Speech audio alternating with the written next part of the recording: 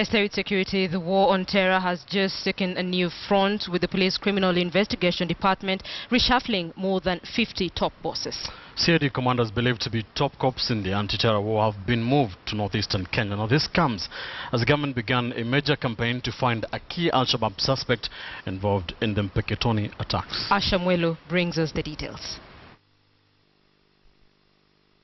He's among the top suspects currently being pursued by Kenyan authorities.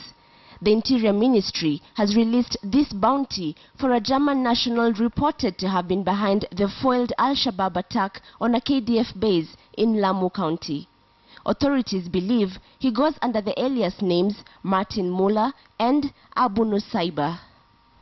For 10 million Kenyan shillings, police want any information on the suspect said to be wounded and on the run, with a warning that he is armed and dangerous. And as government turns to the public for the capture of a top terror suspect, at the CID department, major changes have been announced. More than 50 senior officials from the Police Criminal Investigation Department have been assigned new jurisdiction. The troubled Northeastern gets a clean sweep, with new CID commanders sent to the 3 counties to deal with the increased terror activities. Garissa County, which suffered one of the worst terror attacks in Kenyan history, gets the former head of the anti-terror police unit, Boniface Mwaniki. Mandera CID office will now be headed by Said Baruch, while Keri Nyawida is headed to Wajir County. Down at the coast, more changes have been effected. William Nanguli is now Mombasa County's CID commander. Ndumba Thangalan, who was heading that docket, will move to the CID headquarters in Nairobi.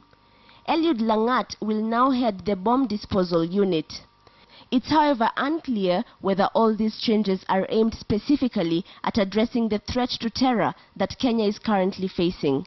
But many see it as one of the strategies to address the Al-Shabaab activities, especially in the counties bordering Somalia. The president, while visiting 8 KDF soldiers wounded during the foiled attack in Lamu, hinted at increased security activities to flush out Al-Shabaab militants suspected to be operating from inside Kenya. And we will continue with our mission, as Africa will continue with her mission. And neither shall we be intimidated by those cowards who choose not to fight in the open front but choose soft targets. We will fight this war to the very end to make sure that we make Kenya safe and sound again.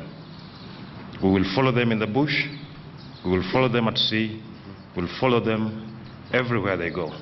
But while the president and his security men scored big by killing 11 Al-Shabaab operatives over the weekend, with more suspects like Martin Muller still on the run, the war on terror appears far from over. Asha mwilu, KTN, Nairobi.